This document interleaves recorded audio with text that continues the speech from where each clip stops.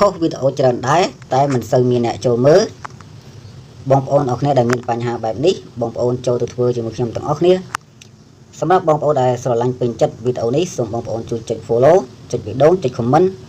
និងចុចចែករំលែកវីដេអូនេះម្នាក់មួយផងសូមអរគុណតោះកុំឲ្យបងប្អូនខាតពេលវេលាយូរចូលទៅធ្វើជាមួយខ្ញុំទាំងអស់គ្នា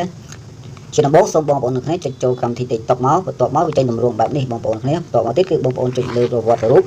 កន្លែងរូប profile ហ្នឹងបងប្អូនចុចចូលកន្លែងហ្នឹងមកដល់ចំណុចនេះគឺបងប្អូនចុចខាងលើខាងស្ដាំដៃកន្លែងត្រី3បងប្អូនចុចចូលមកបន្ទាប់មកទៀតវាចេញតម្រងបែបនេះបងប្អូនចុចអក្សរខាងក្រោមគេដាក់កំណត់ការកំណត់និងឯកជនភាពបងប្អូនចុចចូលកន្លែងហ្នឹងប៉ាប់មកដល់ចំណុចនេះគឺបងប្អូនអរគ្នាចុចកន្លែងលើ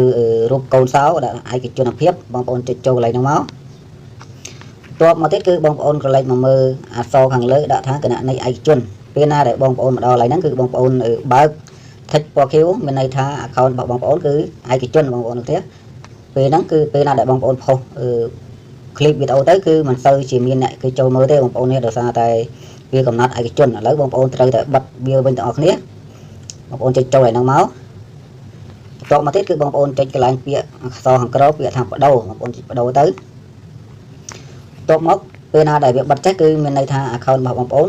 បើកទៅជាសាធារណៈពេលណាដែលបងប្អូនផុសវីដេអូទៅគឺវាបើកទៅជាសាធារណៈគឺមានន័យថាអ្នកបានឃើញវីដេអូរបស់បងប្អូនគឺច្រើនអញ្ចឹងបងប្អូនគ្នាអូខេបងប្អូនអរគ្នាវីដេអូនេះគឺមានតែប៉ុណ្្នឹងទេជួបគ្នានៅវីដេអូថ្មីៗបន្តទៀតសូមអរគុណ